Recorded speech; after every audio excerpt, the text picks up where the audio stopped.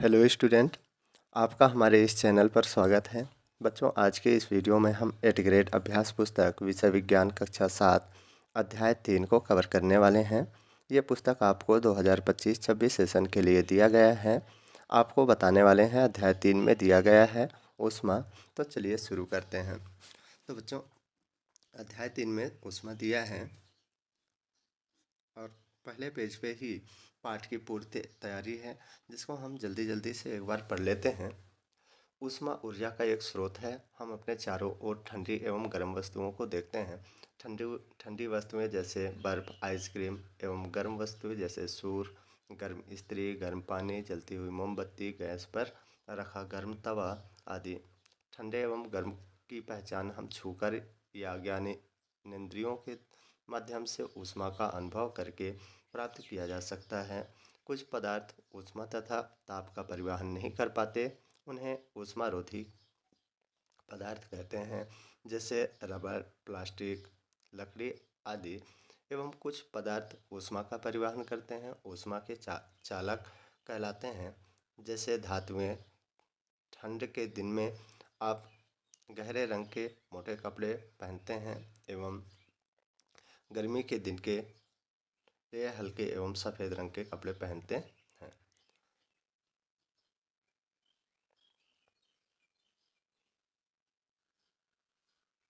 तो जो यहाँ कौन सी वस्तु गर्म है, कौन सी ठंडी है, तो आइसक्रीम, बर्फ, सूर्य, गर्म पानी, गर्म प्रेस या इस्त्री, जलती हुई मोमबत्ती और गैस पर रखे गर्म तवा। तो ऊपर दिए गए विश्लेषण से चर्चा करके लिखो कि वस्तु गर्म व ठंड क्यों लगती है। तो बच्चों, यहाँ आप लिखिएगा कि यह वस्तु गर्म व ठंडी लगती हैं क्योंकि यह वस्तु ऊष्मा एवं ताप का परिवहन कर पाते हैं। अब आ जाते हैं हम प्रश्न क्रमांक 1 वस्तुनिष्ठ प्रश्न पे। अब पहला है, सही विकल्प चुनकर लिखिए। तो आप बर्फ के एक टुकड़े को गर्म पानी के गिलास में डालिए। निम्न में से ऊष्मा प्रवाह की दिशा को सही दर्शाता है। तो इसमें बच्चों आपका ये बी नंबर सही होगा। हम इसमें लिखिएगा कि पानी से बर्फ के टुकड़े की ओर। नेक्स्ट क्वेश्चन पे आ जाते हैं कि यहाँ दिया है कुछ जंतुओं के शरीर का तापमान निम्नानुसार दिए गए हैं। तो जंतु का नाम है कुत्ता, भेड़, खरगोश और सामान्य ताप है कुत्ते का 102.5 फ़ारेनहाइट, भेड़ का 103.8 फ़ारेनहाइट और खरगोश का 104.2 फ़ारेनहाइट। और शरीर का वर्तमान ताप है 99.8 फ़ारेनहाइट, भेड़ का 104.5 डिग्री फ़ारेनहाइट और खरगोश का 107 डिग्री फ़ारेनहाइट है। अब प्रश्न पढ़ लेते हैं हम कि उपरोक्त में से थर्मामीटर रीडिंग अनुसार वर्तमान का शरीर का तापमान और वर्तमान का तापमान दिया है, बताइए इनमें से किसको बुखार है। तो बच्चों, इसमें देखिएगा आप कि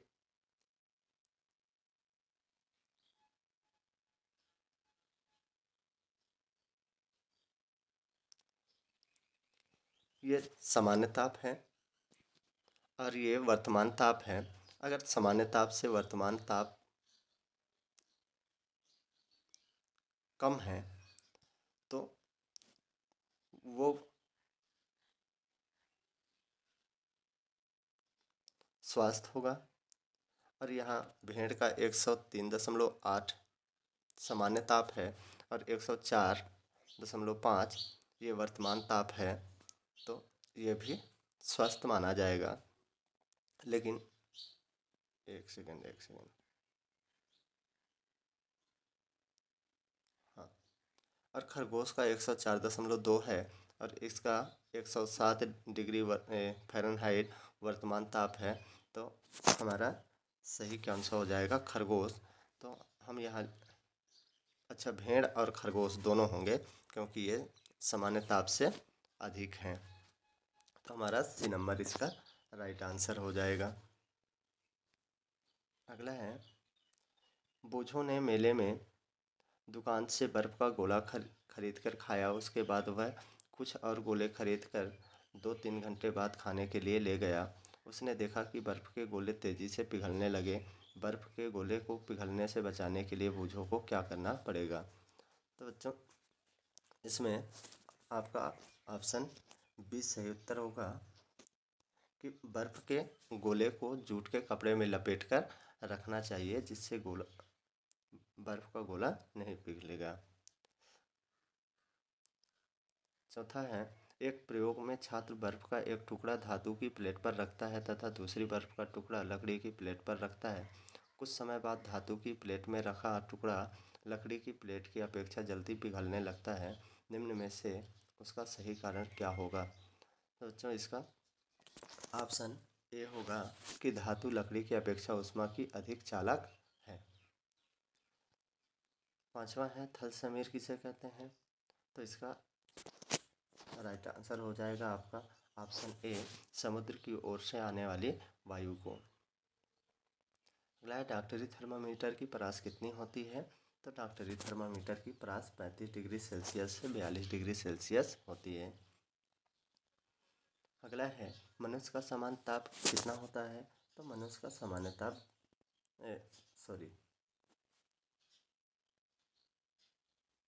मनुष्य का सामान्य ताप 37 डिग्री सेल्सियस होता है। अगला आ जाते हैं कि रिक्त स्थानों की पूर्ति कीजिए।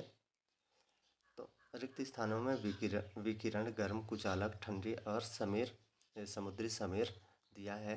इन्हीं को हमें इन खाली स्थानों में भरना है। तो पहला है, ऊष्मा का प्रवाह सदैव गर्म वस्तु से ठंडी वस्तु की ओर होता है। तो आप यहाँ ये ठंडी भरना। रबड़, लकड़ी एवं प्लास्टिक ऊष्मा के कुचालक होता है। और दिन के समय स्थल जल की अपेक्षा शीघ्र गर्म होता है। और समुद्र की ओर से स्थल की ओर आने वाली वायु को समुद्री समीर कहते हैं। और सूर्य से हम तक ऊष्मा आने वाले प्रक्रम को विकिरण कहते हैं। तो आ जाते हैं आगे कि अति लघु उत्तरीय प्रश्न दिया है। ऐसे पदार्थ जो ऊष्मा का स्थानांतरण नहीं करते, उनको परिभाषित कर उदाहरण सहित लिखिए। तो इसके उत्तर में लिखेंगे बच्चों आप कि ऐसे पदार्थ जो ऊष्मा का स्थानांतरण नहीं करते, उन्हें ऊष्मारोधी कहते हैं। जैसे उदाहरण लिख लीजिएगा आप कि लकड़ी, रबड़, लकड़ी और प्लास्टिक, ये वस्तु आपके ऊष्मारोधी होते हैं। अगला प्रश्न है कि आपके आसपास पाई जाने वाली ऊष्मा के चालक एवं कुचालक वस्तुओं का नाम लिखिए। तो बच्चों, आप ऊष्मा के चालक में लोहा, तांबा, एल्युमिनियम और चांदी लिखिएगा। और ऊष्मा के कुचालक में प्लास्टिक, लकड़ी, रबड़ और ऊनी कपड़े। अगले प्रश्न पे आ जाते हैं कि क्या डॉक्टरी थर्मामीटर में पारा धातु के स्थान पर अन्य धातु का उपयोग किया जा सकता है? यदि हाँ तो क्यों? यदि नहीं तो क्यों? तो इसमें लिखिएगा, हाँ, पारे की जगह अल्कोहल या डिजिटल सेंसर का उपयोग किया जा सकता है, क्योंकि पारा जहरीला और पर्यावरण के लिए हानिकारक होता है। अगला प्रश्न है हमारा पांचवा। और प्रश्न है, क्या डॉक्टरी थर्मामीटर द्वारा बर्फ के टुकड़े का ताप मापा जा सकता है? यदि नहीं तो क्यों? तो इसके उत्तर में लिखिएगा, डॉक्टरी थर्मामीटर में बर्फ का तापमान नहीं मापा जा सकता, क्योंकि इसकी रेंज 35 डिग्री से 42 डिग्री होती है, जबकि बर्फ का तापमान 0 डिग्री सेल्सियस होता है। अगले प्रश्न में आ जाते हैं कि यदि हम सर्दियों में ऊनी वस्त्र के स्थान पर टेरिकॉट वस्त्र का उपयोग करें तो क्या होगा? तो इसको उत्तर में लिखिएगा, सर्दियों में ऊनी वस्त्र की जगह टेरिकॉट पहनने पर ठंड अधिक लगे, क्योंकि टेरिकॉट शरीर की गर्मी को अच्छी तरह से नहीं रोकता है। अब अगला प्रश्न है, लघु उत्तरीय प्रश्न थोड़ा सा बड़ा है। कागज के बने प्याले में पानी गर्म करने पर कागज नहीं जलता, जबकि पानी गर्म हो जाता है, क्यों? तो इसके उत्तर में लिखिएगा जब कागज़ के प्याले में पानी गर्म किया जाता है तो ऊष्मा चालन द्वारा पानी में चली जाती है, जिससे कागज़ का तापमान ज्वलन ताप तक नहीं पहुंचता और कागज़ नहीं जलता है। अगला प्रश्न बच्चों कि बूझों ने समान आकार के कपड़े, जिनमें से एक का रंग पीला, एक का रंग सफ़ेद, एक काले रंग का था, तो धूप में सूखने के लिए एक साथ रखा। बताइए कि कौन सा रंग का कपड़ा जल्दी सूखेगा और क्यों। तो बच्चों इसमें लिखिएगा काले रंग का कपड़ा जल्दी सूख जाएगा, क्योंकि गहरे रंग के वस्त्र अधिक ऊष्मा अवशोषित करते हैं, जबकि हल्के रंग के कपड़े जैसे इस सफ़ेद ऊष्मा का कम अवशोषण करते हैं, उसे परावर्तित कर देते हैं। अगला प्रश्न है कि गर्म दूध का ताप मापने के लिए क्या प्रयोगशाला थर्मामीटर के स्थान पर डॉक्टरी थर्मामीटर का उपयोग किया जा सकता है? यदि हाँ तो क्यों? यदि नहीं तो क्यों? तो बच्चों इसके उत्तर में लिखिएगा गर्म दूध का ताप मापने के लिए डॉक्टरी थर्मामीटर का उपयोग नहीं किया जा सकता, क्योंकि यह केवल 35 डिग्री सेल्सियस से 42 डिग्री सेल्सियस तक का तापमान मापता है, जो शरीर के तापमान के लिए उपयुक्त है। गर्म दूध का तापमान इससे अधिक हो सकता है और थर्मामीटर का पारा फट सकता है। आ जाते हैं 10वां प्रश्न पे कि बूझों ने देखा कि उसके घर के में पूड़ी तलते समय तलने वाले बर्तन पर लगा लकड़ी का हत्था निकल गया, तो बर्तन को पकड़ने पर वह गर्म लगता। बूझो जानना चाहता है कि वह बर्तन सिरे तक गर्म कैसे हुआ और क्यों।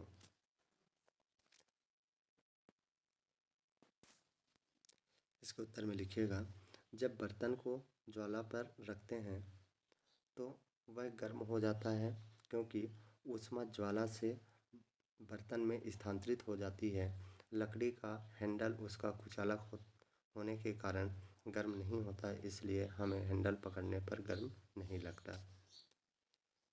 अगला प्रश्न है ऊष्मा स्थानांतरण करने वाले चालक और संवहन की प्रक्रिया में अंतर बताइए।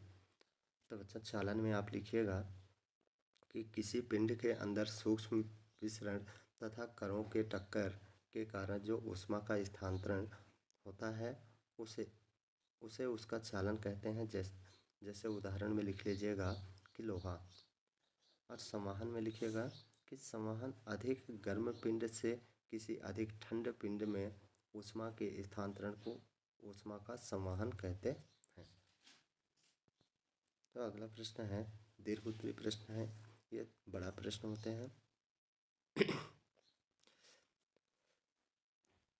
प्रश्न क्रमांक 12 है अधिक सर्दी में आप एक मोटे कंबल या एक के ऊपर एक जुड़े दो पतले कंबल में से किसका चुनाव करेंगे और क्यों? कारण स्पष्ट कीजिए। तो इसमें लिखिएगा कि एक के ऊपर एक जुड़े दो पतले कंबलों का चुनाव करेंगे, क्योंकि इन दोनों कंबलों के बीच में वायु की एक परत भी विद्यमान है। क्योंकि वायु ऊष्मा की कुचालक होती है, इसलिए यह अधिक ऊष्मा बनाए रखती है और कंबल को गर्म रखती है। बच्चों 2 नंबर आ जाता है कि क्या ऐसे भवनों का निर्माण संभव है जिसमें मौसम के अनुसार प्रभाव ठंड या गर्म ना हो। तो हाँ, ऐसे भवन बनाना संभव है जो बाहर की गर्मी और ठंड से बच्चे। यहाँ एक काम लिखा है, यहाँ आप कम लिख लीजिएगा।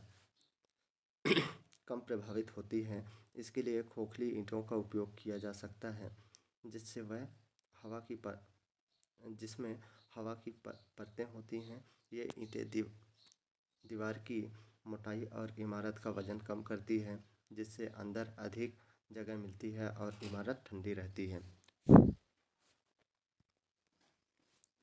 अगला प्रश्न है बच्चों 13वां कि बूझो को कक्षा के 10 बच्चों के शरीर का ताप डॉक्टरी थर्मामीटर के उपयोग द्वारा मापने के लिए कहा गया।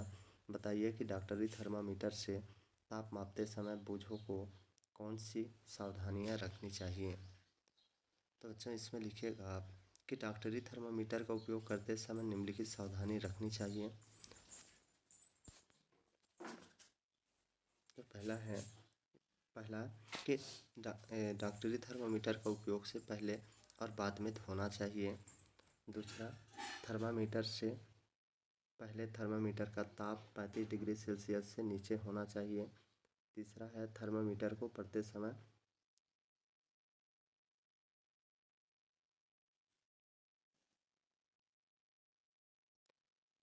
यहाँ पैर लिखा हुआ है बच्चों, तो यहाँ इसके जगह पे आप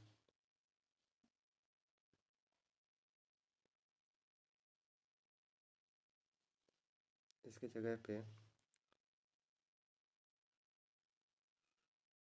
पैर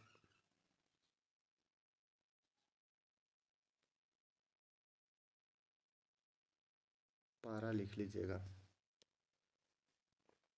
थर्मामीटर को पढ़ते समय पारा का तल दृष्टि रेखा की सीधी में होना चाहिए।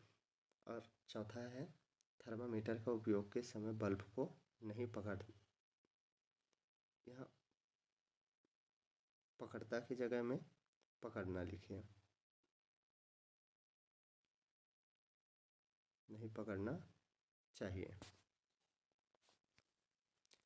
ब नंबर है, डॉक्टरी थर्मामीटर का सचित्र वर्णन कीजिए। तो बच्चों यहाँ ये डॉक्टरी थर्मामीटर का चित्र बना है, इसको आप यहाँ से देख करके बना लीजिए। किताब में भी ये वाला चित्र है, तो किताब से भी ये वाला चित्र आप देख करके बना सकते हैं। इसमें लिखिएगा बच्चों आपकी डॉक्टरी थर्मामीटर में एक लंबी कांच की नली होती है जिसमें पारा भरा बल्ब होता है।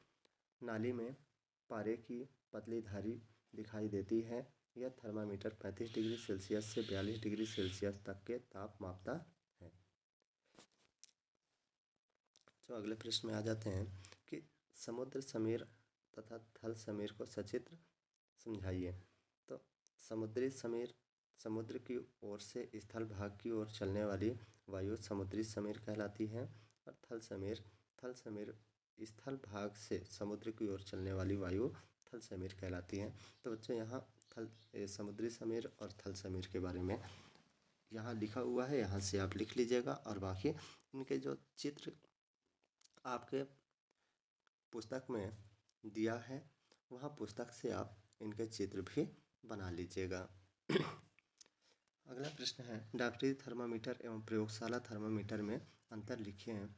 तो बच्चों यहाँ आप ये अंतर लिखा हुआ है, ये अलग है। इधर से प्रयोगशाला थर्मामीटर और इधर डॉक्टरी थर्मामीटर है। प्रयोगशाला थर्मामीटर में क्या है कि वस्तुओं का ताप मापता है। प्रयोगशाला थर्मामीटर का उपयोग वस्तुओं के ताप को मापने के लिए किया जाता है, लेकिन डॉक्टरी थर्मामीटर का उपयोग केवल मानव शरीर का ताप मापता है। प्रयोगशाला थर्मामीटर तापमान सीमा 10 डिग्री सेल्सियस से 110 डिग्री सेल्सियस तक होता है, लेकिन डॉक्टरी थर्मामीटर का तापमान सीमा 35 डिग्री से 42 डिग्री सेल्सियस तक होता है। प्रयोगशाला थर्मामीटर पारे को रोकने के लिए अवरोध नहीं है, लेकिन डॉक्टरी थर्मामीटर में बल्ब के पास छोटा अवरोध होता है। प्रयोगशाला थर्मामीटर को पढ़ते समय सीधा रखना पड़ता है। डॉक्टरी थर्मामीटर को पढ़ते समय झुका कर भी पढ़ सकते हैं। तो बच्चे यहाँ से आप इसको लिख लीजिएगा। अब आ जाते हैं प्रोजेक्ट में कि अंकी डिजिटल थर्मामीटर का सहायता से अपने 10 मित्रों के शरीर का तापमान नोट कीजिए। तो बच्चों यहाँ आप अपने दोस्तों का नाम लिख लीजिएगा, या फिर यहाँ से भी देख कर के आप लिख सकते हैं। जैसे कि चांदनी का 36.5 डिग्री सेल्सियस है, निकिता का 36.7 डिग्री सेल्सियस, प्रीति का 36.8 डिग्री सेल्सियस, अंजना का 37.0 डिग्री सेल्सियस, ओम प्रकाश का 36.9 डिग्री सेल्सियस, पंकज का 35.8 डिग्री सेल्सियस, लाला का 36.5 डिग्री सेल्सियस, साहिल का 36.4 डिग्री सेल्सियस, दिव्या का 36.2 डिग्री सेल्सियस और दिव्यांशु का 37.0 डिग्री सेल्सियस लिखा है। तो इसको आप लिख सकते हैं। अब अगला आ जाते हैं प्रोजेक्ट 2 में। किसी डॉक्टर या अपने निकट के किसी स्वास्थ्य केंद्र पर जाइए। डॉक्टर को किसी रोगी का ताप मापते हुए देखिए। यह जानने का प्रयास कीजिए कि का नंबर में दिया है कि तापमापी का उपयोग करने से पहले उसे किसी द्रव में क्यों डुबोते हैं। तो जो इसके उत्तर में लिखिएगा स्वच्छता, पहले संक्रमण से बचाने के लिए, और सही माप में त्रुटि कम करने के लिए, प्रारंभिक तापमान स्थिर करना सटीक परिणाम के लिए। ख नंबर है तापमान को जीभ के नीचे क्यों रखते हैं। तो तापमान का सीधा असर जीभ पर पड़ता है, इसलिए उसके नीचे तापमापी रखते हैं। ग नंबर में लिखे बच्चों आपकी शरीर का ताप मापने के लिए तापमापी को मुंह के अतिरिक्त क्या शरीर के किसी अन्य भाग पर रखी जा सकती है। तो इसके उत्तर में लिखे हाँ, शरीर के कंधे के नीचे भी रखे जा सकते हैं। ग नंबर है बच्चों कि शरीर के विभिन्न भागों का ताप समान है या अलग अलग है। तो इसके उत्तर में लिख लीजिए कि शरीर के विभिन्न भागों का ताप भिन्न भिन्न होता है। बच्चों ये हमारा अध्याय 3 जो ऊष्मा है इसका कंप्लीट हो चुका है। बच्चों यहाँ से आप देख लीजिएगा, और अगर आप वीडियो को पहली बार देख रहे हैं तो वीडियो को सब्सक्राइब और लाइक ज़रूर कर दें, और दूसरों बच्चों तक भी इस वीडियो को पहुंचाएं ताकि उन बच्चों को भी फ़ायदा हो सके जो अभी तक अध्याय 3 को कंप्लीट नहीं किए हैं। धन्यवाद।